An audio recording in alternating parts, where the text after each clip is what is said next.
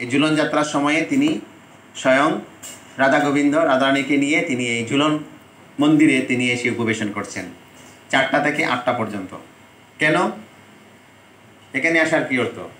এখানে আসার অর্থ হচ্ছে যে সাধারণ মানুষ যারা কোনোদিন শ্রী মন্দিরে প্রবেশ করতে পারে না, যারা কোনোদিন অধিকার নেই, তারাও যেন রাধা গোবিন্দকে তার সেবা করতে পারে, তার সেবায় যুক্ত হতে পারে, তাকে স্পর্শ করতে পারে, তাকে দর্শন করতে পারে সাক্ষাৎ। এর জন্য তিনি স্বয়ং এখানে চলে এসেছেন। এর জন্য এটাকে বলে ঝুলন যাত্রা। কি বলে এটাকে? ঝুলন যাত্রা। যাতে এই ঝুলনায় তিনি যখন অবস্থান করছেন সেই সময়ে যেন সাধারণ মানুষে এসে তাকে কি করতে পারে? তাকে স্পর্শ করতে পারে, তাকে ঝুলাতে পারে এবং তার সাথে তার সম্পর্ক স্থাপন করতে পারে।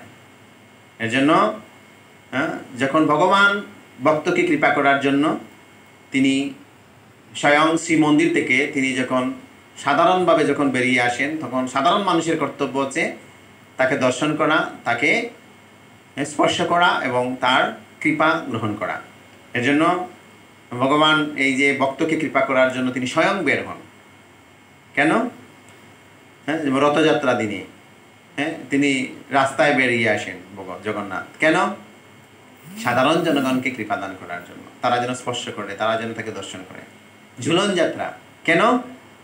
সাধারণ জনগণ যেন তাকে স্পর্শ করে, সাধারণ জনগণ যেন বিশেষ সময়ে এই 5 দিনে যেন তারা তাকে দর্শন করে, স্পর্শ করে।